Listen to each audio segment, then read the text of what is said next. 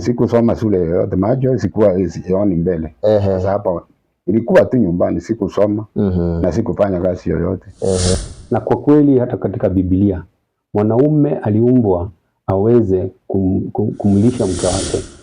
So kuna siku nilikuwa nimekuja hapa kwake na mvua ikanipata, na wakati mvua ilianza kunyesha nikasikia matone inaniangukia, na nikauliza ndugu yangu, kwani tulikuwa tumekaa nje ya nyumba ama tuko ndani, twende ndani? Na akaniambia hapana, uko ndani, ni nyumba tu ndio inavuja juu. Ndio ndugu ya mzee bibi yake ndiye alikuja, tukaongea na yeye, ndio ngafali kuoleka kwa haina rangi, giza totoro linanifunika, nimesimama njia panda, sioni wapi niende, kila hatua ni hofu na kutetemeka, njaa inanitesa, baridi yaniuma. Katika kijiji cha Nyamira, wodi ya Kiminini, eneo bunge la Kiminini vilevile na gatuzi la Trans Nzoia, tunakutana naye mzee mmoja. Majina yangu ni Duke Kenya. Okay. Labda huyu Duke Kenya ni nani haswa? Ni baba ama unaishi mwenyewe? Duke Kenya ni baba. Baba wa watoto wangapi? 5, vijana 4 na msichana mmoja. Kuzaliwa kwake kulikuwa kama kwa mtoto yule mwingine tu, lakini alipohitimu umri wa kwanza kwenda shuleni, hapo ndipo akaanza kuwa na changamoto za macho, ikiwemo macho yake kuwa mekundu. Mimi ni mlemavu ya macho. Nilizaliwa nikiwa mzuri. Ikapika muda ya kwenda shule. Macho ikaanza kukua nyekundu. Hapo hospitali ikukua, akaanza kunitibu na miti ya kienyeji. Ikafika mahali macho ikaanza kuonekana imeharibika. Jambo lililofanya wazazi wake wafanye bidii kuhakikisha kwamba wanatibu na kumaliza tatizo hili. Kwa bahati nzuri, wazungu wakajitokeza ili kuhakikisha kwamba wanamsaidia mtoto huyu. Kuna wazungu walituma kutoka Kisumu, wakuja kunichukua waende kunisomesha. Wakanipima nyumbani, wakatoa mafomu, lakini nyanya yangu akakataa. Akasema mtoto ataenda kupotea, hiyo kesi kaisha hivyo. Walipoleta barua za kueleza kwamba kuna shule maalum ili aweze kuenda kupata elimu, kidogo bibi yake, kwa maana ya shosho yake ama nyanya yake, hakukubaliana na hilo. Aliona mjukuu wake huenda akaenda akapotea na hawa wazungu. Hilo likafanya mzee Duke Kenya hakuweza kupata masomo hata chembe tu ile ya chekechea. Ina maana kwamba yeye kwake kuandika ni ndoto kabisa. Kiswahili hiki anachokiongea ni cha maisha tu, amekwenda shule ya maisha imeweza kumfunza Kiswahili. Alipohitimu miaka 18, mamake mzazi akaona ni vyema aweze kupata mke. Mama wakaniambia sasa inataka oe. Kwa majina naitwa Alice Kemuto, msini Kenya, ndio mume wangu. Sasa bila nilioleka huko, yani ndugu ya mzee, bibi yake ndiye alikuja, tukaongea na yeye, ndio ngafali kuoleka kwa ndoa hii yangu kwa Duke. Lakini kama kila mwanaume yeyote yule, mwanaume unafaa kuwajibikia na kujukumikia familia yako. Na kwa kweli hata katika Biblia mwanaume aliumbwa aweze kumlisha mke wake. Mke ni msaidizi. Lakini hapa kwa Duke Kenya mambo yalikuwa tofauti. Hii miaka yote vile nilipata hao watoto, kuanzia mkubwa mpaka wa mwisho, mimi nikibarua tu nafanya, au nitafute mboga niende niuze, ndio nimulishe. Kwa njia fupi ni kwamba wewe ndio baba wa hii boma, kwa mabano, lakini si ndio? Lakini si ati inafanya umemkosea heshima, hapana. Unafanya kwa sababu ya upendo, kwa sababu ni mama ndiye alikuwa anajukumika kushughulika ili kuhakikisha kwamba Duke Kenya anavaa, anakula na hata analala vizuri. Kwa majina ni John Ndirangu Karega, chairman wa kikundi kinachoitwa Kimilili Visually Impaired Group ambacho kiko katika ward ya Kimilili na katika county ya Trans Nzoia.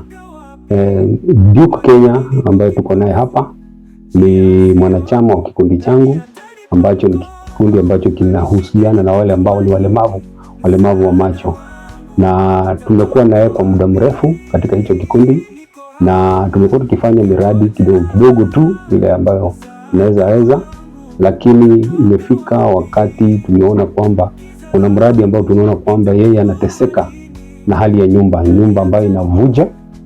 Nyumba yenyewe ni ya matope, na amekuwa kila wakati mwingine hata anakosa kuja kwenye kikundi akisema kwamba yeye ni mgonjwa. Na nipo ndio siku ya leo tumesema wacha tuje tumtembelee na tujaribu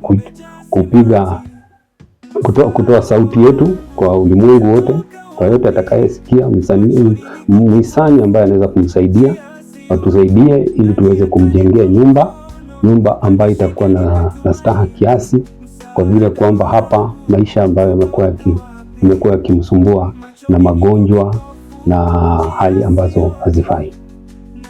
Bwana Ndirangu ambaye ni mwenyekiti wa kikundi cha Kimilili Visually, ambaye ndiye mwenyekiti wake Duke Kenya, anasema kwamba wameweza kutembea kwa pamoja ili kuhakikisha kwamba wanasaidiana. Lakini kinachomsikitisha hata zaidi ni kwamba Kiafrika na hata kanisani ni mwanaume ndiye anayejukumikia familia yake, lakini kwake Duke Kenya mambo ni tofauti. Jambo ambalo ningependa tu kusisitiza ni kwamba huyu ni mwanaume ambaye mmesikia kwamba mke wake ndiye anayemsaidia kwa kupata chakula. Na kwa kweli hata katika Biblia mwanaume aliumbwa aweze kumlisha mke wake. Mke ni msaidizi. Lakini sasa hapa mambo imekuwa ni vingine, imekuwa kinyume. Ikawa sasa mke ndiye anayesimamia nyumba. Ni jambo ambalo linavunja moyo sana kwa mwanaume. Inavunja ile kitu ambayo kwa ile watu wanasema kwa Kiingereza ego ya mwanaume. Inakuanga inarudi chini sana. So tungeomba sana usaidizi ambapo ndugu yetu ataweza kuwa na nyumba ambayo ina starehe nzuri ya mwanadamu kuishi. Bwana Samuel Opati vilevile ambaye ameweza kuwa rafiki wa karibu hata zaidi, kwa sababu anasema ameweza kutembea hapa mara si moja, hadi kuna siku moja kisanga kikatokea. Kwa majina mimi ni Samuel Opati kutoka Mitoto. Mimi Duke Kenya rafiki yangu, ni mlemavu mwenzangu wa macho, na tumekutana katika kikundi cha ulemavu wa macho hapa Kimilili. Na kila mara tumekuwa tukiongea kwa simu. Hata kuna siku mimi nimekuwa nikimtembelea, nimekuja hapa kwake karibu mara 3. So kuna siku nilikuwa nimekuja hapa kwake na mvua ikanipata, na wakati mvua ilianza kunyesha nikasikia matone inaniangukia, na nikauliza ndugu yangu, kwani tulikuwa tumekaa nje ya nyumba ama tuko ndani? Twende ndani. Na akaniambia hapana, uko ndani, ni nyumba tu ndio inavuja juu. Ndio mke wake akakuja kanishika mkono akanisongeza mahali mvua ilikuwa haitoni matone. Kwa hivyo sisi vile tumekuja hapa, mimi ndio huyu ni mlemavu mwenzangu, na kwa hakika anahangaika. Vile mmesikia akiongea kwamba anagonjeka, kweli anagonjeka. Hata kwa kikundi huwa afiki, huwa anachelewa kufika kundi. Ukimuuliza bibake kwa simu anasema mzee ni mgonjwa sana, ni pneumonia. Ningeomba wahisani wenye wanatazama hii video ya kwamba wasaidie ndugu yetu mzee huyu ajengewe nyumba, apate nyumba mzuri ya permanent, hata ikiwa na mabati mpya, akae mahali pazuri. Ninajua ya kwamba kuna changamoto mingi hata sisi tuko nayo, lakini sisi tunaomba ya kwamba ndugu huyu Duke Kenya ajengewe nyumba, wahisani wajitokeze na marafiki wenye nampenda apate nyumba mzuri, kwa sababu najua hata sisi pia wenye tuko na changamoto, haswa mimi ninajua ipo siku Mungu atafungua milango nami pia nitapata makao na pia nipate nyumba nzuri. Majirani wanatueleza namna vipi watu hawa wawili ni wakarimu. Kwa majina ni Agnes Mukeira. Mimi ni jirani ya mzee Ndiuki Kenya na mama Alice Kemuto. Wakati nilipoingia hapa nilipata mzee Ndiuki Kenya na Alice Kemuto wametangulia hapa wakatukaribisha. Wakati mzee ako hivi na udhaifu wa macho, mama ndiye anafanya kazi ngumu ya kibarua aweze kuona kama mzee amepata riziki ya siku. Sasa kwa upande wangu naomba wahisani waweze kusaidia huyu mzee jirani yangu Ndiuki Kenya. Lakini ni vile tu wameanza kupungukiwa, ndiposa wanakusihi na kukurai wewe muhisani utakayefanikiwa kukutana makala haya uweze kuwapa sapoti ya bati moja, jiwe moja, hata dirisha moja au mlango, angalau mzee huyu aweze kupata mahali pazuri pa kukaa, kwa sababu wanasema wakati wote nyumba inapovuja ni lazima mkewe ajukumike, afike mapema. Bure hata pa kulala huenda ikawa ni shida. Mama aliaga. Mama yangu aliaga, hata mandugu yangu wameaga wote. Mimi ndio tulibaki na msichana mmoja yenye yako kwao. Kwake sasa. Sina ndugu. Na baba aliaga na mama aliaga. Sasa mbaki tuna dada ambaye ako kwake. Sasa bibi yangu vile nilio ndiye alikuja akasimamia kama mzee kwa boma aende kibarua nilisi.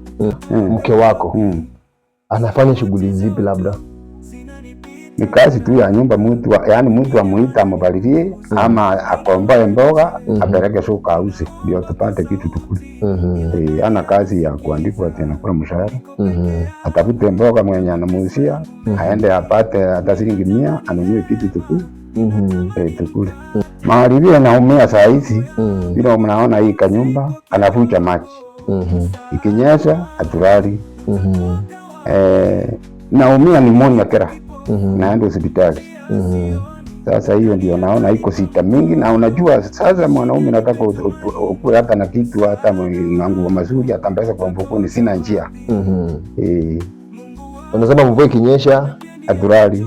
Especially kama sasa hivi mvua inanyesha mfululizo sana hivi. Ndio bado tunaelekea mwezi wa 8. Wakati imetoboka hapa ndio iko sita sana. Sasa ndio maana kwamba tukielekea mwezi wa 8 ndio utaumia sana. Ndio utaumia sana. Kwa sababu hiyo ndio wakati tena baridi huwa ni mingi kuliko miezi zote. Kwa changamoto hiyo, ungependa nini kifanyike? Sasa bila mimi siwezi, naomba tu wahisani ambao atakitokeza kunisaidia anisaidie, hata mimi nitamuombea. Na mimi nipate mahali na kuishi mzuri. Hiyo ndio sita niko nayo mingi inanisumbua. Sasa hata mimi najionea aibu.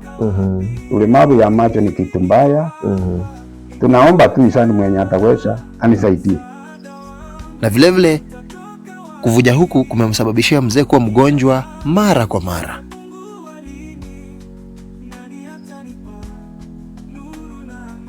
Shukrani aliyekuandalia makala haya ni mimi Mr. D Mkenya.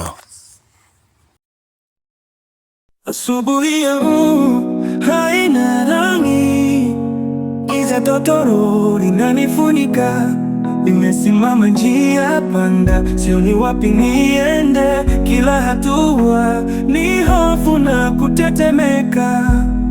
Njaa inanitesa, baridi yaniuma, ulimwengu wangu mdogo umejaa simanzi.